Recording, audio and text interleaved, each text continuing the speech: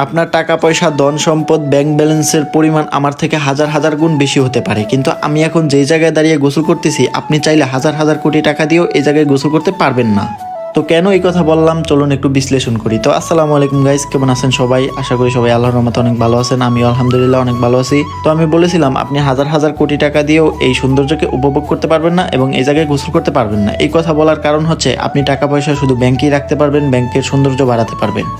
আপনি শুধু টাকা ব্যাংকেই রেখে যেতে পারবেন, এরকম জায়গা আপনি দেখতে পারবেন না। কেননা আল্লাহ আপনাকে শুধু টাকাই দিয়েছে, আপনাকে ওই মন মানসিকতা দেয়নি। কেননা যার মন যত সুন্দর সে ততই প্রকৃতির সাথে মিশে, এই পাহাড়ের সাথে মিশে, এই ঝর্ণার সাথে মিশে। কারণ টাকা সবাই চাইলে ইনকাম করতে পারে, কিন্তু খরচ করার মন মানসিকতা সবার থাকে না। আর এই খরচটা যদি হয় প্রকৃতির মাঝে তাহলে তো ভিন্ন কথা।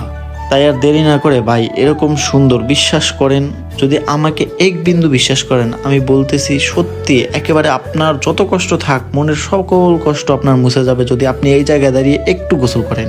আল্লাহ এই সৌন্দর্য সৃষ্টি করেছে আপনাকে দেখার জন্য। আপনি যদি টাকা পয়সা শুধু ব্যাংকে রাখেন তাহলে কি হবে? তাই আজই ভ্রমণে বেরিয়ে আসুন। আর এই ঝর্ণার লোকেশন হচ্ছে চট্টগ্রাম জেলার সীতাকুণ্ড উপজেলাতে।